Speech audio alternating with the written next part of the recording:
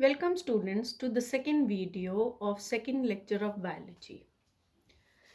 So far students, we have discussed in the flower chapter that what are the parts of the flower, how are those parts of the flower arranged in the flower, and how the arrangement of these parts is different from one flower to another to be found in different species. And there were various terminologies which were given to these arrangements. Continuing with that, let's see how in the gynoecium the terminologies are. Each gynoecium students is made up of a carpel, either a single carpel or many carpels. Over here, if we see in this single carpel, the three parts are quite visible. The stigma, which is a platform to receive pollen grains, the style, and the swollen base, which is called as the ovary. This ovary is a container which is containing the female reproductive structures called as the ovules. Now, the question arises, are these ovules freely placed in the ovary or are they attached somewhere to the ovary? The answer is yes, that these ovules are attached to the ovary wall at a point, and this point is called placenta, which is actually a soft tissue. And another question is that is the ovary containing only one ovule? No, there may be single ovule or there may be many ovules depending upon the different species of plants. If there are many ovules, how are these ovules attached to the ovary with the help of placenta? And that arrangement and attachment of the placenta with the ovule is called placentation. And this placentation can be of many types: parietal, axial, free central, basal, or marginal.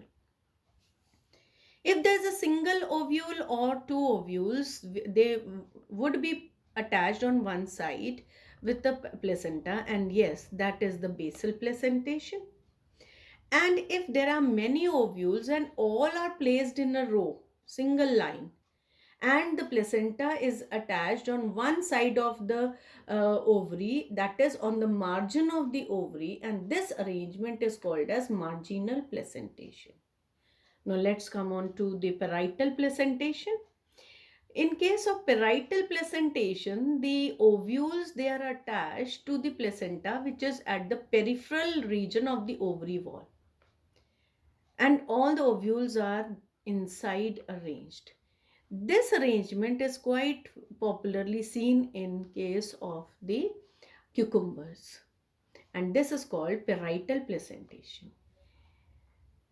If the ovules and placenta, they are arranged like we see in case of the lady finger, right, in case of citrus fruits, that there's a central column of tissue in the center, and placenta are arranged around the central column, and the central column is placed in such a manner that it shows extensions towards the ovary wall to divide the ovary from inside into various chambers, and all the ovules in each chamber are attached with the placenta arising from the central column. This is called as axial placentation.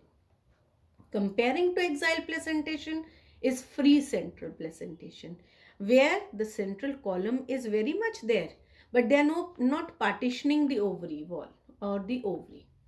And all the placenta which are arising from all directions or all sides of the central column, the ovules are attached to them, thus called free central.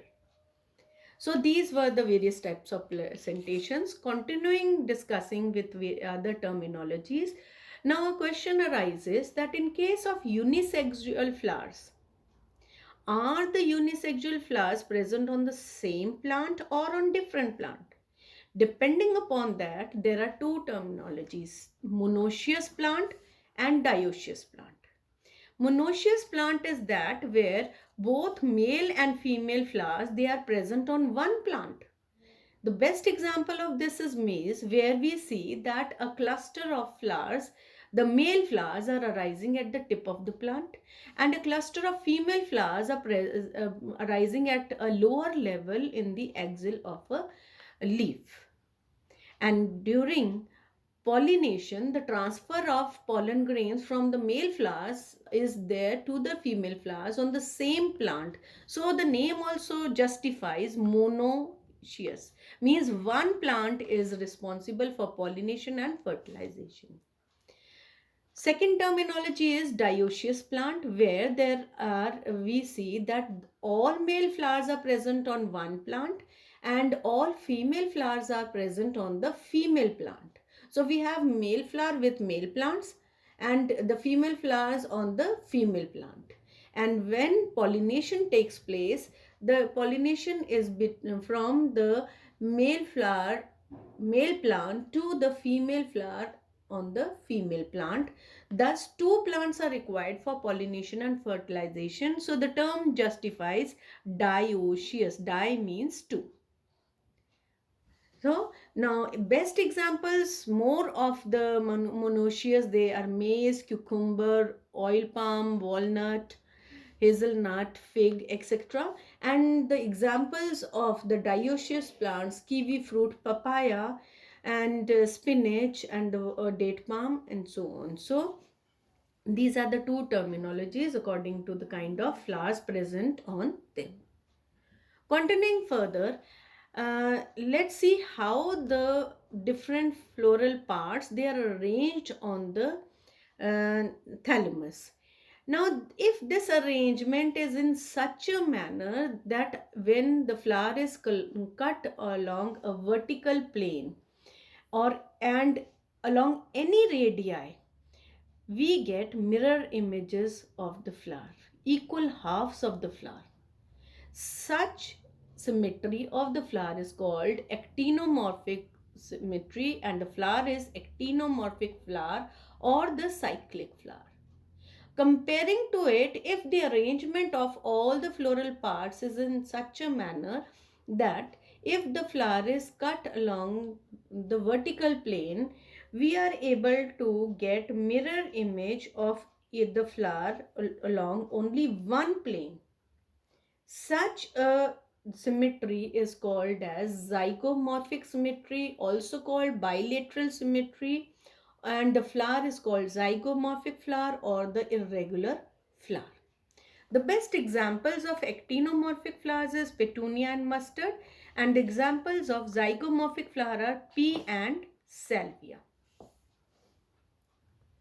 Coming on to the last topic of the chapter, the flower. The question is that how the flowers, they are arising on the plant. Just like in rose and hibiscus, we see that a single flower arises on the branch, and that is called solitary. And if the flowers, they are arising on the plant in a cluster, in a group, then we have the arrangement of all these flowers on the branch, and this arrangement is called inflorescence.